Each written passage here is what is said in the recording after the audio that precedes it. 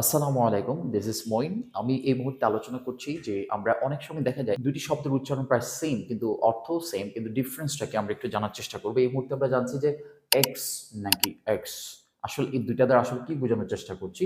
দেখো এক্স হচ্ছে কোরাল, এটা হচ্ছে একটা ব্রিটিশ ওয়ার্ড।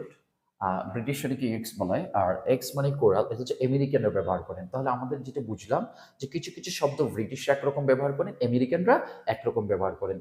সাউন্ড প্রায় সেম, অর্থ প্রায় সেম। আমরা একটু দেখার চেষ্টা করি, এটাই আমরা কুড়াল বলে থাকি। অনেকে হয়তো কুড়াল নাও বুঝতে পারেন কোনটাকে বোঝানো হচ্ছে। আমরা একটু এক্সাম্পল দেখার চেষ্টা করব। খেয়াল করুন, এক্সাম্পলের মাধ্যমে he used an axe to cut the tree. সে গাছ কাটার জন্য একটি কুড়াল ব্যবহার করলো বা করেছিল। আমরা নেক্সট এক্সাম্পল দেখি। The woodcutter sharpened his axe before work. কাঠুরে কাজের আগে তার কুড়াল ধার দিয়েছিল। অর্থাৎ আমরা বুঝতে পারলাম যে কিছু শব্দের উচ্চারণ সেম, বানানটা একটু ভিন্ন, বাট ব্রিটিশরা একরকম ব্যবহার করেন এবং আমেরিকানরা একরকম ব্যবহার করেন। সো এই ধরনের প্রচুর ভিডিও আসবে ইনশাল্লাহ। আমার একটা বই লেখা হচ্ছে এই শব্দগুলোর উপরে ব্যাখ্যা বিশ্লেষণ করে।